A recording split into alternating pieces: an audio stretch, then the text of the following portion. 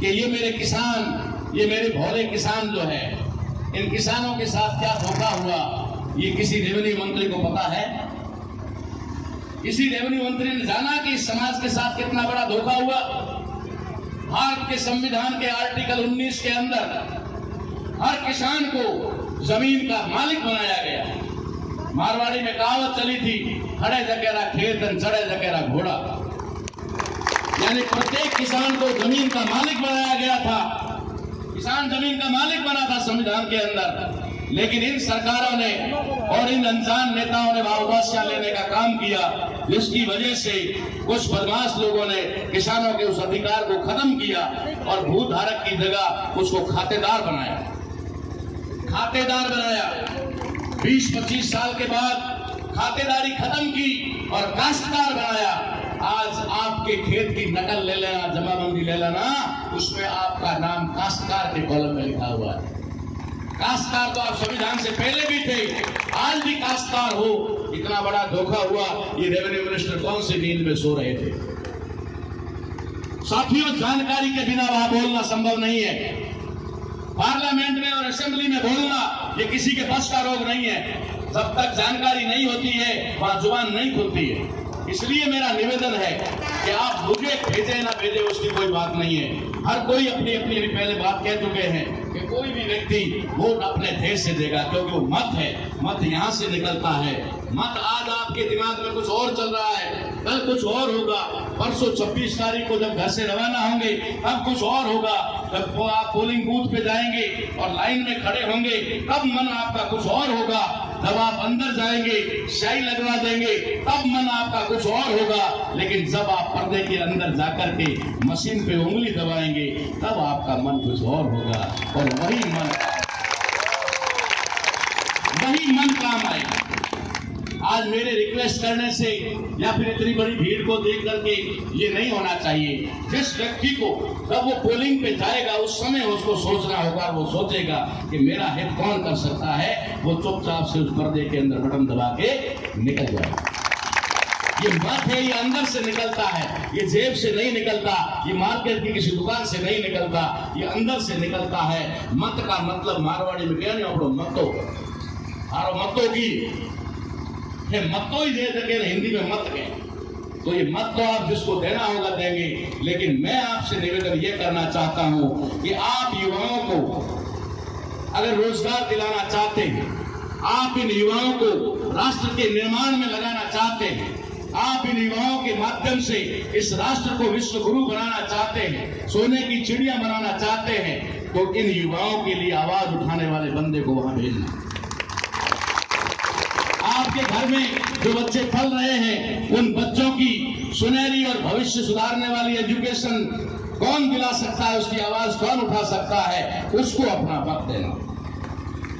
कौन आपके घर के बूढ़े बुजुर्गों के लिए और बीमार लोगों के लिए सही और एक संवैधानिक रूप से चिकित्सा यानी कि इलाज का बंदोबस्त कर सकता है, उसको संसद में भेजिए। मैं ये नहीं कहता कि सारे गुण मुझ में आ गए हैं और मेरे मुकाबले में कोई नहीं है, बहुत सारे हो सकते हैं, लेकिन आप अपने विवेक का इस्तेमाल करिए, आप अपनी बुद्धि का इस्तेमाल करिए और उसके बाद फैसला करिए। अपनी जातियों पर मत जाइए, कभी भी जातियों पे मत जाइए कि ये फला जाति से इसलिए मैं वोट दूंगा, ये फला जाति से इसलिए मैं वोट दूंगा, ये मेरी जाति से इसलिए वोट दूंगा। ये गलतफहमी मत रखिए। हमेशा इस राष्ट्र के हित के लिए जो काम कर सकता है उसके लिए आप आइए। इसी बात को मैं आपको बताना चाहता था कि मैं आखिर चुनाव क्यों लड़ रहा हूं। मैं चुनाव उस वंचित वर्ग के लिए लड़ रहा हूं जिनके घर में आज दिन तक वार्ड पंच भी नहीं बना हुआ, राजनीतिक चेतना जानते भी नहीं है। मैं 75 साल में उन परिवारों के लिए लड़ाई लड़ रहा हूं जिनका आज दिन तक पुश्तैनी काम भी नहीं छूटा, उनका पुश्तैनी काम नहीं छूटा। आज भी नाई बाल काट रहा है, आज भी दर्जी कपड़े सिल रहा है, जबकि ये अधिकार सबको होना चाहिए, काम अपनी इच्छा अनुसार होता है। आज भी उन लोगों के घरों में न तो शिक्षा है न राजनीति है, सिर्फ और सिर्फ धर्म का झंडा बता करके उनको गुमराह किया जा रहा है। इसलिए मैं आपसे निवेदन करना चाहता हूं, युवाओं खास करके आप सुनिएगा, बुजुर्गों से निवेदन करूंगा कि आपने जितने कष्ट देखे हैं, शायद आपके बेटे तो बड़े हो गए, लेकिन आपके पोते जो आपकी गोदी में खेल रहे हैं, उन पोतों का भविष्य अंधकार में है। ये मुझे दिखाई दे रहा है, मेरी आंखों से दिखाई दे रहा है। इसलिए आपसे अनुरोध करता हूं कि आप इन युवाओं का साथ दीजिए, और युवाओं से अनुरोध करता हूं कि राष्ट्र निर्माण की भागीदारी में आगे आइए। अब कब तक छुप करके रहोगे? वो बन गया तो बनने दो, वो गया तो जाने दो। ये आप अपने दिमाग, अपनी जिम्मेदारी लो। आप एक राष्ट्र के नागरिक हो, और प्रत्येक नागरिक के ऊपर राष्ट्र की जिम्मेदारी होती है।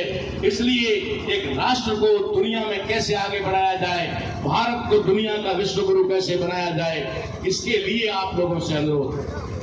मैं आपको 2 उदाहरण देकर बात समाप्त करना चाहता हूं कि जापान देश को जब अमेरिका ने परमाणु बम से ध्वस्त कर दिया था, पूरी तरह से कमजोर कर दिया था, तो जापान के युवाओं ने शपथ ली थी, कसम खाई थी कि हम अमेरिका से बदला लेंगे। और उन युवाओं ने एजुकेशन को प्राथमिकता दी और कहा कि कोई भी व्यक्ति बेरोजगार नहीं बैठेगा, जैसा उसका हुनर है वैसा वो काम करेगा। अगर किसी व्यक्ति के पास पैर नहीं है तो हाथों से काम करेगा, हाथ नहीं है तो दिमाग से काम करेगा, लेकिन काम करेगा। उन युवाओं ने शपथ ली, और सिर्फ 20 या 25 साल के टाइम में जापान ने अमेरिका को कर्जा दे करके अमेरिका से बदला ले लिया। जिस जापान को खत्म कर दिया था अमेरिका ने, उस जापान ने अमेरिका को कर्जा दिया, और कर्जा देकर के चिट्ठी लिखी कि हमने बदला ले लिया। इसी बात से प्रेरित